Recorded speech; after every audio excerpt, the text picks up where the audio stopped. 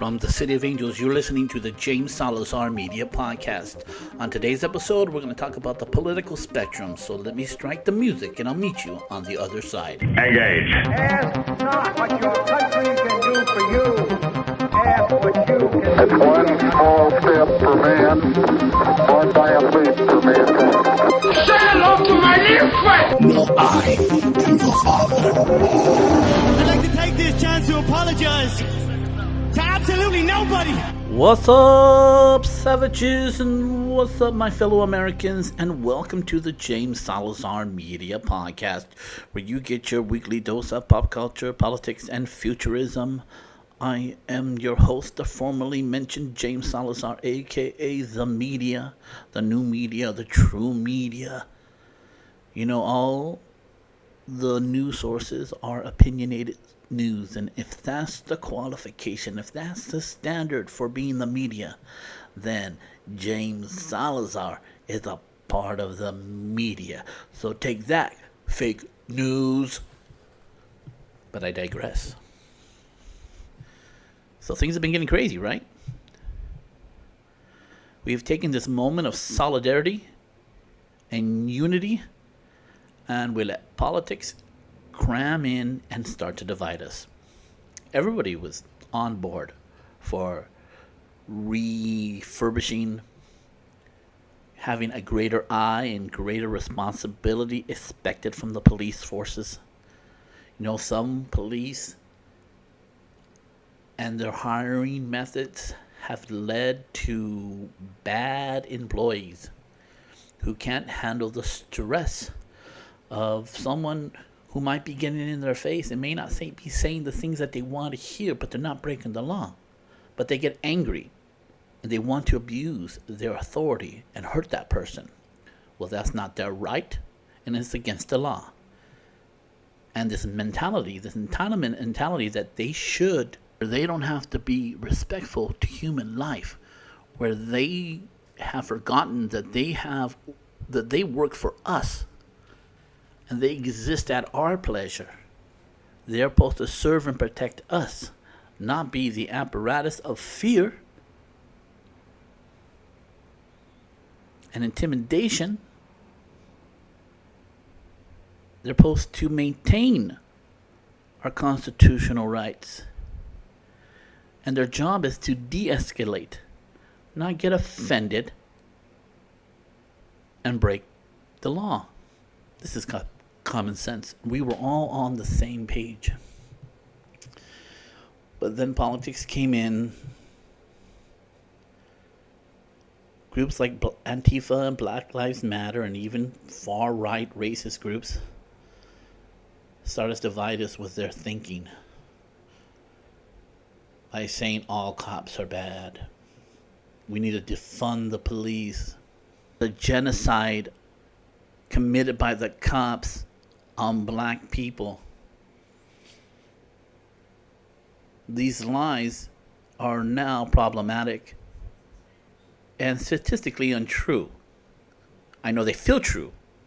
And if you were going to take the media at its word, they are invested that you think is true. Because unrest leads to high viewership rates. That's for sure. If it don't bleed, it doesn't lead. Nobody wants to see a story where a husband and wife are acting nice to each other. We watch reality shows based on people acting dysfunctional. That's what people like to see. Makes them feel better about themselves. But if that's all you see on television, that's all you see on the news, it can create social unrest. And if we could focus and unify under the problem that we are dealing with now and not use the opportunity to implement other political ideas that our country are divided upon, it doesn't help. And I wish we could unify. But now ideas under the banner of George Floyd's death and the injustice of that, people are bringing in other subjects that are not as unifying issues, that are not unifying issues. So let's address them. And they need to be addressed. Because some of the things that people are suggesting in this moment of change will be destructive for our society, clearly. But they are emotional based ideas and they feel right. Doesn't mean they're going to produce the results that they want. Black Lives Matter missed an opportunity to be a mainstream political group because they were clearly for the injustice of police brutality. But their leftist ideology couldn't stay in check. They could have made grounds and put them in a better position outside of George Floyd incident and started implementing their left ideas that way. But no, they wanted to push everything at the same time. All these leftist ideas that America would never do. You know, they're equating the injustices of what happened to George to capitalism. Let me tell you something. Police brutality happens in every political system. And everybody who's educated knows that. Under communist, socialist, capitalistic, totalitarian authorities that abuses their power is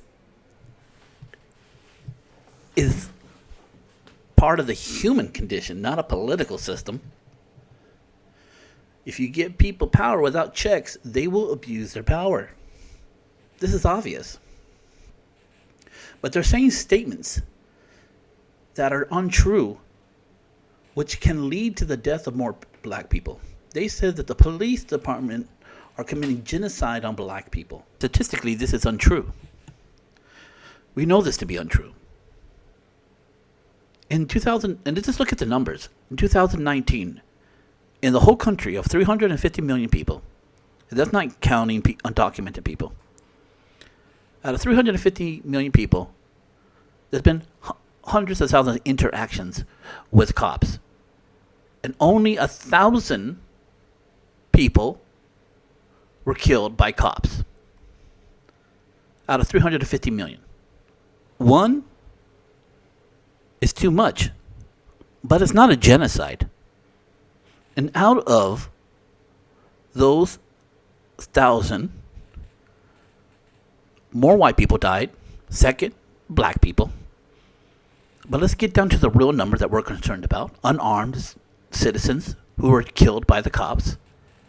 Out of 350 million people, 25 people out of 350 million people were killed by the cops who were unarmed. Everybody else who were killed by the cop were armed with a gun, knife, or a car. Only 25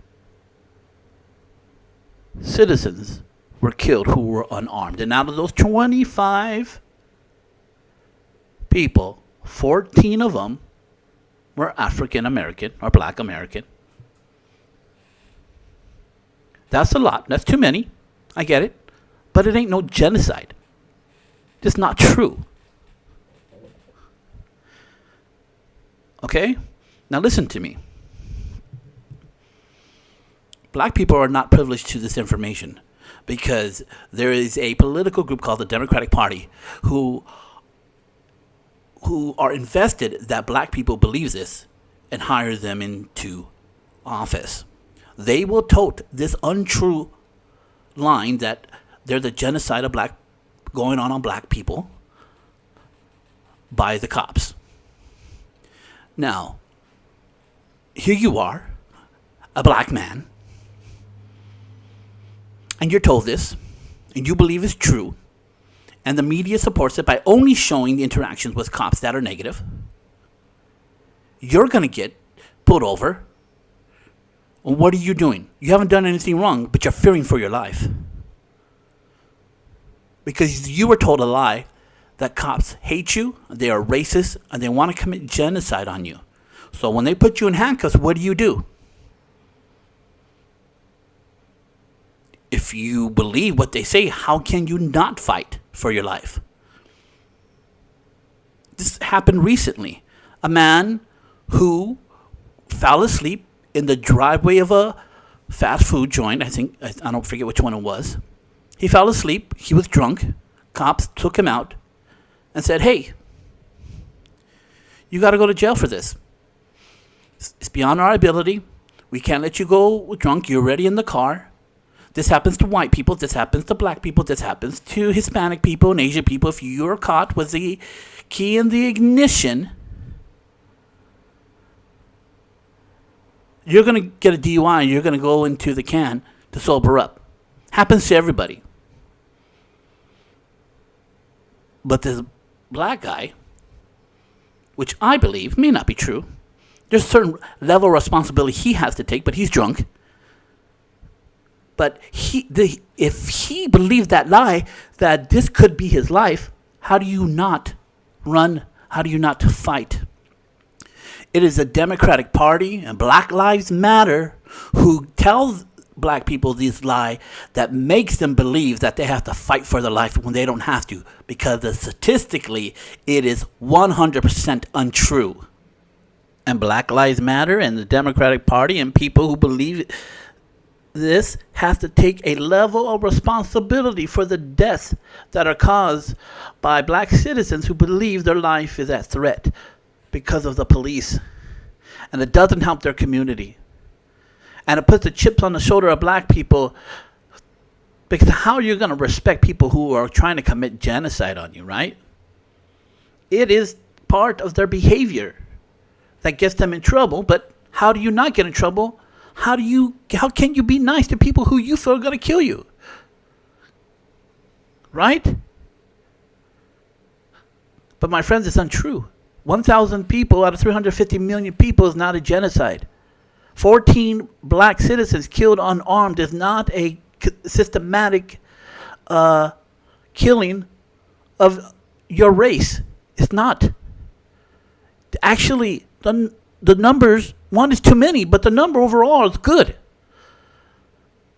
It shows that most cops do their jobs well. Now, there's another statistic that has not come up. How many people feel harassed by cops? I bet that number is way higher. And one is too many, like I said before. But let's not over-exaggerate. And this is a lesson I've been teaching since, for the last 20 years. Whatever you exaggerate, you weaken. As a political movement, Black Lives Matter, as they spill this vile lie, ultimately undermines their own political purpose, because they're exaggerating. And I think exaggerating will get more people on their side. No, people hunger for the truth, and they won't appreciate over-exaggeration, especially if it ends up with social unrest. This cop who killed George Floyd should get the death penalty, as far as I'm concerned. I don't believe in making excuses for bad cops one iota, and I blame the system that allows them to hire such people, and I blame his contemporaries who watched him do that and did nothing about it. There needs to be a culture in the police department that doesn't protect bad cops, but protects the citizen. And realize that bad cops give good cops a bad reputation. But let's not exaggerate. There is not a genocide. There is not a genocide perpetrated on the black people.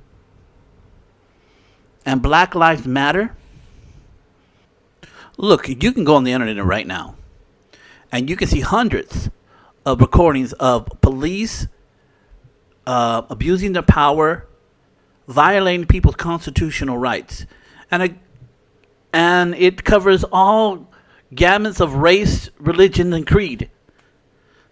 It's a problem, and this needs to be fixed. And we can all unify by that. But Black Lives Matter, they're not about black lives. They're about power. Because they're not about black lives. They're only about the black lives that extend their political power. Because if they were for Black Lives Matter, they would be concerned about all Black Lives Matter. The black lives that died during the riots and the looting. But they don't say nothing about that. They don't talk about the thousands killed by black on black crime in places like Chicago and all over our nation. They don't mention that even once. They don't care about the black lives that are aborted all over this country. There's been a couple of years where there were more babies, black babies, aborted than born in New York City. That's a fucking crime. That's a genocide perpetrated upon themselves. You don't hear nothing.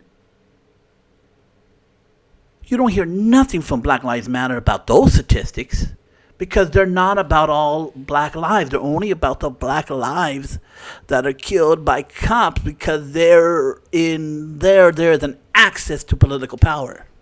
So let me coin a new phrase. All Black Lives Matter. All Black Lives Matter. Not just the ones that are killed by cops, but the ones that were killed during the looting, the ones that killed every day through black on black crime. Yes, even the ones that are killed by white people, the ones that are aborted in cities like New York. There's a couple years here and there where there are more black babies aborted than born in New York City.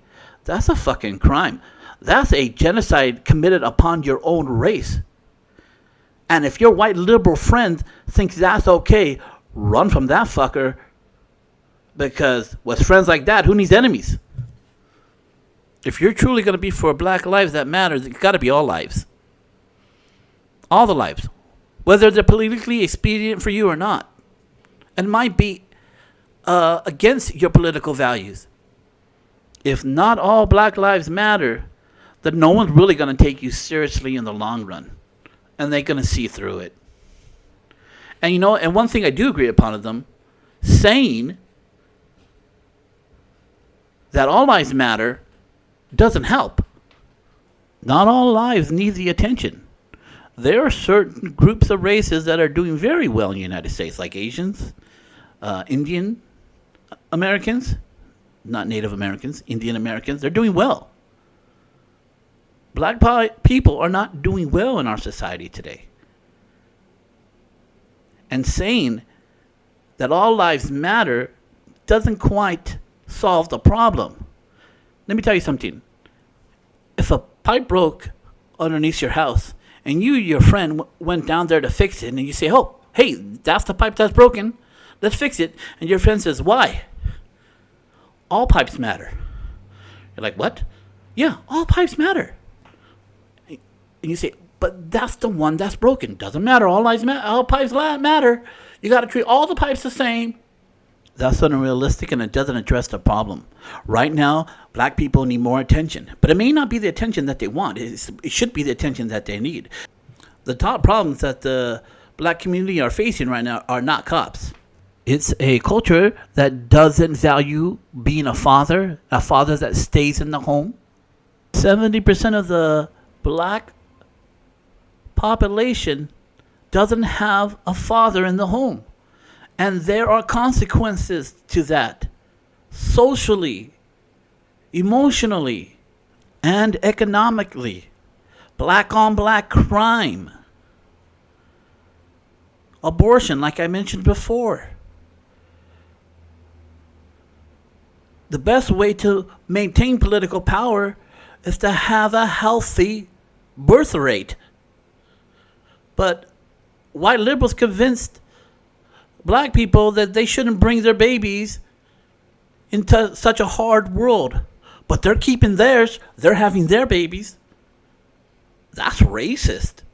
And at the end of the day, the cultures that take responsibility for their own actions, that fathers and mothers take responsibility for their children's future, end up being economically and emotionally fit. And black people clearly have an uphill battle. You see, Hispanic people have roots. Asian peoples have roots to China. Italian Americans have roots to Italy. French people have roots to French, and German have roots to Germany. But black people were taken from where they were. They don't know where they came from. They don't have the luxury of bringing their culture with them. Their culture was destroyed, and then suddenly they got free, which was great. But they said, "Fucking figure it out." Well, it's going to be hard. It's going to be hard. And we need to acknowledge how hard it is to create your own culture that was never yours. But the fact of the matter is, they still got to take responsibility for it, because other races don't have the answers for them, and the government doesn't have answers to them. They're going to have to make the answers for themselves. And part of that is taking personal responsibility for your own actions, having a culture that values fathership, having a culture that values education, having a culture that values entrepreneurship. They got to take the reins into their own hands. Stop depending upon this white government to be its white savior. It's not going to happen. It doesn't know how to make you prosperous. You know how to make yourself prosperous. Learn from other people and other races how to be prosperous, because that's what it is. It's about prosperity. And if it's your mindset that's keeping you from being prosperous, and there's a political group trying to make you believe it's not your mindset, it's everything around you, it's the system that's keeping you oppressed, then why would you even try? And therefore you don't. Let me tell you something. If you went to school and they didn't teach you how to balance a checkbook, how to make good credit, the value of owning property, the value of knowing how the stock market works, and the value of education, the system's not rigged against you. You have been rigged against the system. You have been taught to go against the flow of how this country creates prosperity, and that is through capitalism. Stop hating capitalism. Get a surfboard, and ride the wave of capitalism into prosperity and eventually political power. And yes, black people have a harder mountain to climb, but the work needs to be done regardless. And you are the masters of your own destiny. I have no doubt in my mind that African Americans, black Americans, whatever they want to be called, can accomplish anything in this country. But if a certain political mindset gets to them first to tell them don't even try,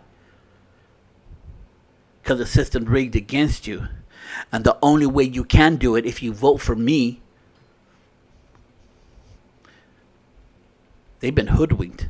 They've been swindled. They've been okey-doked, as Barack Obama would put it. Another thing, you constantly hear people say that we have excessive incarceration rates, like these people didn't commit the crime that they did. People need to realize that black on black crime is a problem. And at the end of every black prisoner is a black victim pressing charges. Is a black mother whose son was killed by a black gang member supposed to not press charges because there's so much black on black incarceration? Well, fuck that.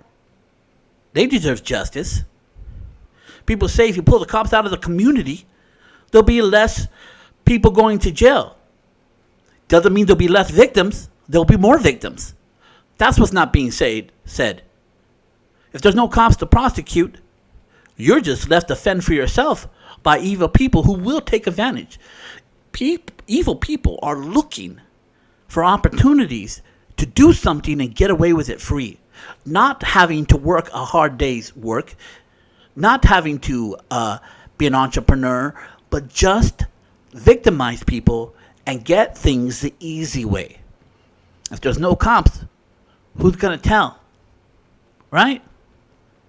So having less people going to jail because there's no cops doesn't mean there's less crime. Like I said, 90% of the violent criminals in jail, there were black people on the other side pressing charges. Let me tell you something. One of the most dangerous people in our society are young men. They're probably the most dangerous. They're full of testosterone, no check on their emotions, all have something to prove. And if they were in a tribe, it would all be good because they'll probably take their angst out on a competing tribe, trying to take their resources. But that's not what we have in our society. They're supposed to sit down and in a cubicle and learn stuff with all this testosterone flowing through their brains. And the only stopgap against foolish men are wise fathers. And if your community has a low fathership rates, it will mirror the incarceration rates and the violent rate in your community. The statistics are undeniable. People like to point to a different thing, but the statistics are so overwhelming. You just sound like a fool when you try to insist it's a different problem. No, low fathership rates are the major problem of why men who make up most of who are incarcerated don't have fathers. There's a correlation, clear correlation. And we need in our society to value father and being a father. And to relay the messages from a father who survived his own angst and his own testosterone-filled moment in society and gotten through it without going to jail or dying. We need that type of wisdom upon the kids today. 70% low fathership rates in the black community. Unacceptable. I have no problem listening to rap. But if your goal in life is to screw everything and not be there as a father, then you got a character flaw. I get it. Men are stimulated by what we see, and there's always someone more beautiful coming around the corner. You can give in to that stimulation and alienate your family and your children. Abandon your daughter and son and your wife. Go right ahead. But don't expect to be applauded for it or to think you're a virtuous man. You're not. You're a quitter. And you're ruled by your emotions and not by your logic. Don't get me wrong, it's not all men's fault. Some women are just too much. And our culture has taught them not to respect men. And then they want to know why men don't stick around. Because they can't or unwilling to give the respect to them no matter what they do. And women must take a certain level of responsibility for that. Because there's nothing a man has done in his life that deserves to be with someone who makes him miserable, right? And vice versa, right? And to feel that you don't have to treat someone with respect, then why you're wasting your time with them? But if you wish that they stay and just eat your disrespect, well, guess what? That shit ain't happening. There's no woman that is so beautiful that you will take that abuse ad infinitum. Truly. Unless your relationship is built on a foundation of love and respect, guess what? You'll get tired of fucking anybody. There's a saying. Look at a hot girl, and I'll show you a guy that's tired of fucking her. What that is saying, if there's nothing built other than sexuality, they'll get tired of you, no matter how beautiful you are. And vice versa. Well, not truly. Some women will stay with bad men, no matter what they do. They'll keep on coming back. And the reasons for that is another podcast. And one thing more about interactions with police. You know what? I've been, as a Hispanic man, pulled over about 3 times. One was a group of my friends who were all cholos, and we all got set to the corner on the curb, and we got our hands cuffed, and they interrogated us, whatever. One was my brother. They pulled us over because he has a history of crime. Right? About 3 in my life. And one other, just because they pulled me over, I looked suspicious. But 2 of them, I was hanging around the wrong element. I wasn't doing crime, but I was hanging around people who did. And that put me in a situation where I was going to meet a cop or other criminals. My brother, on the other hand, he's had about 20 interactions with cops. He increased his possibility of meeting a bad cop because he was always doing something wrong. He was a criminal. And his interactions with cops were higher. Now, if he met a cop that decided to kill him for whatever reason that is against the law, that cop should go to jail for the rest of his life. But my brother put himself in that circumstance by increasing his opportunity to meet a bad cop.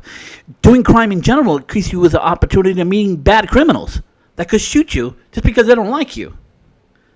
There's a level of responsibility that you need to take. And I realized that early. So I didn't hang around my friends anymore. And I distanced myself from them. And I wouldn't give my brother that many rides anymore. Because I wanted my interactions with criminals and cops to be low. I took that responsibility. And so can everybody else. Don't do crime, and you'll have less interactions with cops. Most black people are law-abiding citizens, and it's completely impossible not to have interactions with cops. It just happens. But if they're law-abiding, it is way less than someone who's living a life of crime. And that's just a fucking fact. George Floyd did not deserve to die. And it was a criminal offense to murder him in cold blood. There's nothing he did that deserved him being killed without due process. I do believe in the death penalty, but he didn't kill anybody. That's here or there. But the fact of the matter is, he lived a life of crime. He increased his opportunities to meet a fucked up cop. And he finally did. You look at his rap sheet, he's had about 15 altercations with cops. He had to deal with cops 15 times because he was doing criminal activity. There's a level of responsibility he has to take for that. He can't now. And just like that cop needs to take responsibility for his actions and will and should go to jail for life, I think he should get the death penalty because I don't think anybody's above the law. And I think if you don't have a society that doesn't have a death penalty, people will devalue life and risk their own life and other people's life if the only punishment is jail time. I think when you kill in cold blood, you give up the right of your own life. George Floyd increased his opportunity to meet a bad cop by being someone who was consistent at breaking the law. There's nobody who can take responsibility of that other than him. And he can't now. Little comfort to George Floyd now that he's dead, that this cop's going to jail for the rest of his life. He's dead. None of it's worth it. So beyond politics and beyond people taking offense, let me tell you something right now and hear me clearly. Don't do crime. Only bad things come from it. And unfortunately, we live in a time where not only bad things can come from criminals, they can also come from cops.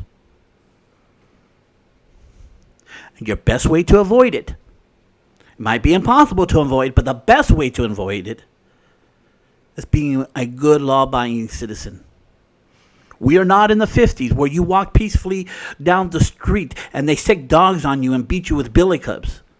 That's not the society we live in anymore. You can avoid your interactions with cops by being a law-abiding citizen. You can't avoid them altogether, but you can avoid them. George Floyd has multiple offenses. He put a gun to a pregnant woman's head while he was robbing her house. I don't believe he deserves to have the state execute him on the street. Absolutely not. He should have had his day in court, and that cop took the law in his own hands, and he should pay the price too. He's not above it. But we have to be real. We have to look for real solutions. And making George Floyd a martyr won't help your situation. It only serves to undermine it. We can all unify around the idea that the police need to be reined in, and that we should defund them. That's craziness. We need more money to put more eyes on them, put them through more training to weed out those bad cops, and learn how to hire the right mindset and modalities that create a great cop that doesn't react to a citizen that may not be giving them the respect that they feel they need, so they want to abuse them. It takes a special mindset. We need to figure out what that mindset is. And that's going to take more money, people, not less money. Because a society without cops is a dangerous society. Let me tell you something. Why people are not going to kick the cops out of their neighborhoods? And neither should black people. Of course, the prosecution rates will go down because there'll be no cops to prosecute, to catch the criminals. Of course it's going to go down if there's less cops. People think that the majority of black incarceration is due to cops pulling over people, finding drugs, and throwing them into jail. That ain't true. Most of the crimes done by black Americans that lead to imprisonment are violent crimes perpetrated on other black people, who then press charges on those people. And having the bigotry of low expectation by white liberals that says they can't do it, they don't have that kind of emotional control or that kind of logic, is racist. Black people can do anything a white man can do, regardless if he's poor, regardless what kind of family he came from. He can still, if he worked hard, have the great results. Not going to all have the same results. That's unrealistic. I wouldn't tell a white man he's going to play as good as LeBron. That'd be stupid. But if it's based on intellect and charisma,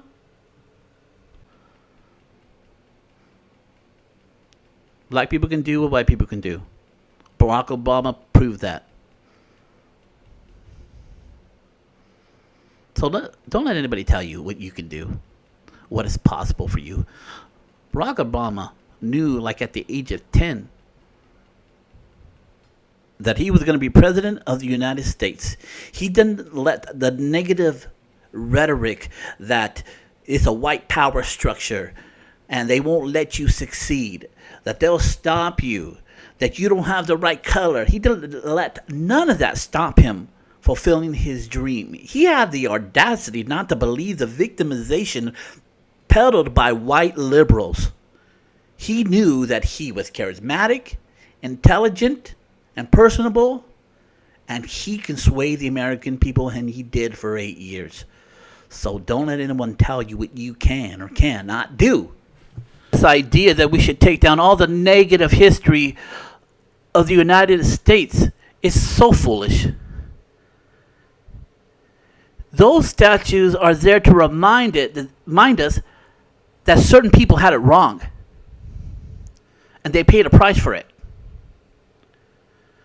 We shouldn't get rid of our negative history because we'll be doomed to repeat it.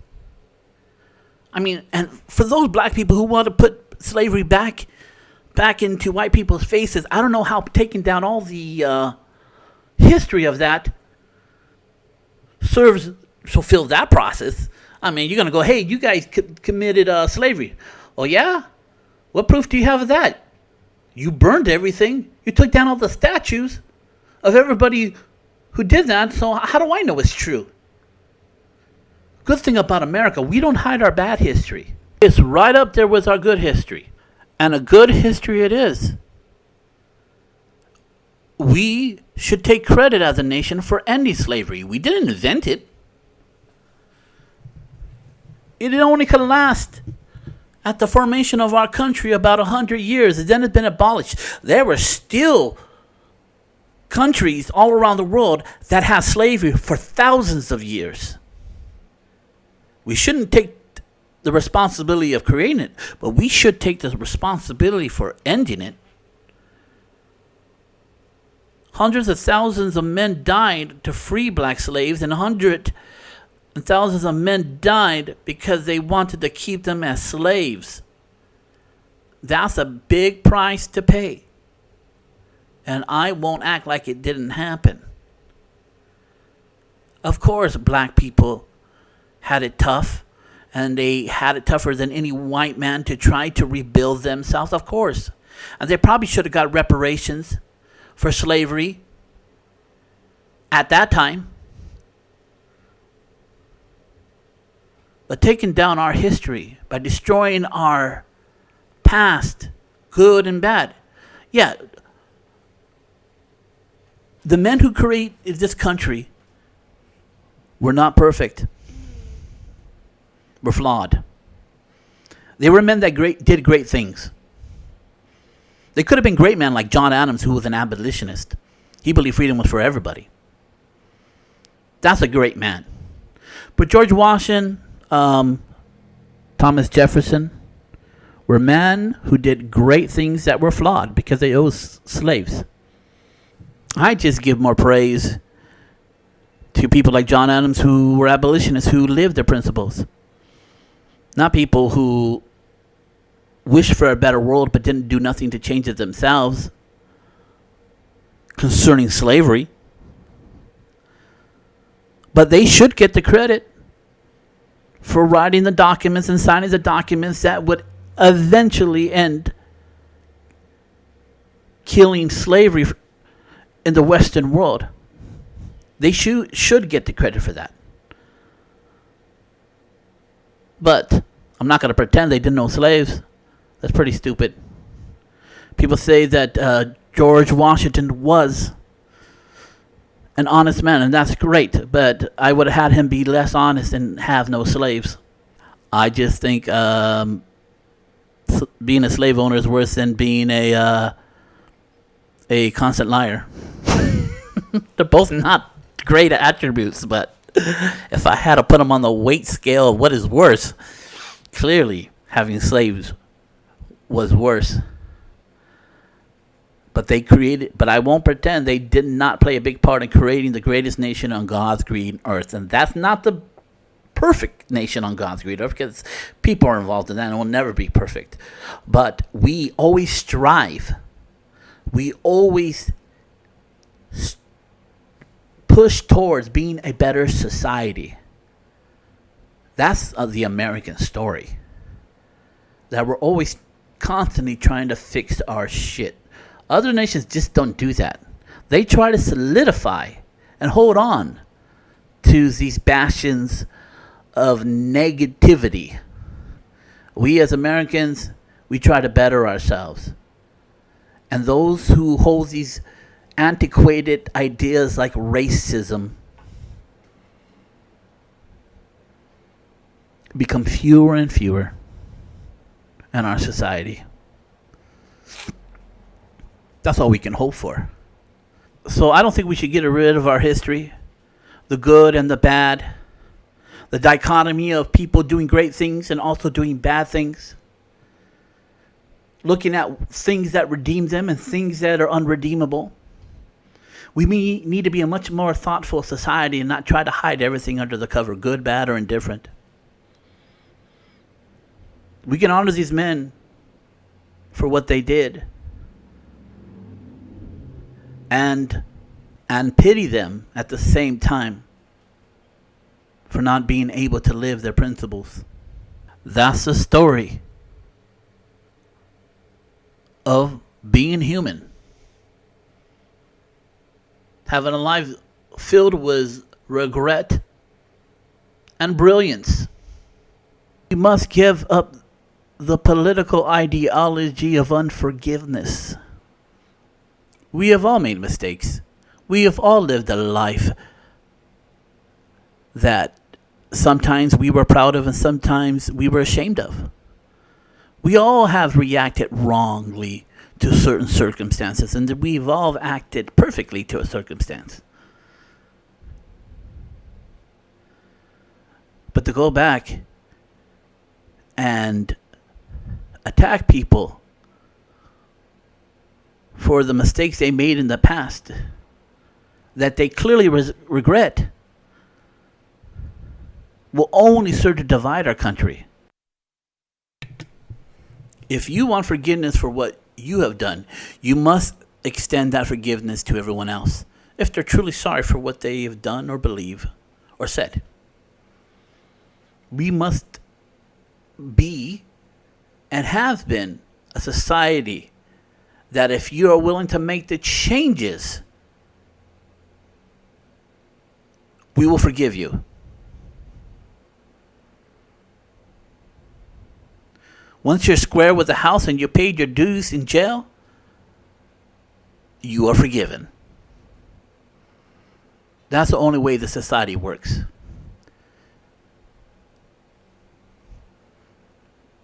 You know, the greatest thing about humans, it's also the saddest, that we burn bright for a while and then we're gone. Some people burn brighter than others. So I ask you, how bright will you burn? Are you going to burn with hate and unforgiveness? Or are you going to burn with forgiveness, empathy, and understanding? Choice is yours. Make good choices. It is that simple. And if you don't know what choice to make, then get educated about the choices that lie before you. It's that simple, my friends. Don't do crime. It is actually easier to live a life as a proper citizen than a life of crime. I really know nobody who's ever been successful at a life of crime. Very few. And everyone who thought they were the few that I know of, they were all wrong. They went to jail. So I say all lives matter, not just the ones that die at the hands of cops. I say keep up our good and bad history to remind people that we can definitely get back to what is bad if we are not cautious enough. And the best form of self-help is taking personal responsibility for your actions. And the culture that needs to change for everyone is the value of personal responsibility towards your citizen, personal responsibility towards your family, and personal responsibility towards yourself. That is the apex of intellectual thought. Any intellectual thought that has you divert your responsibility to someone else or some kind of process or government handicaps you to make the changes needed in your life. So, as we conclude, my fellow Americans, if you want to follow me on my social media platforms, you can follow me on Instagram, Facebook, Twitter, Pinterest, YouTube. Just type in James Salazar Media. I should come up. Subscribe to all my social media platforms and subscribe to this podcast and leave a review if you like what I said. And surely email if you think I'm full of shit about anything I said. Or you think I'm not just getting it right. Definitely put it in an email. I will address it. I will answer it. I would just get so happy if I got something like that.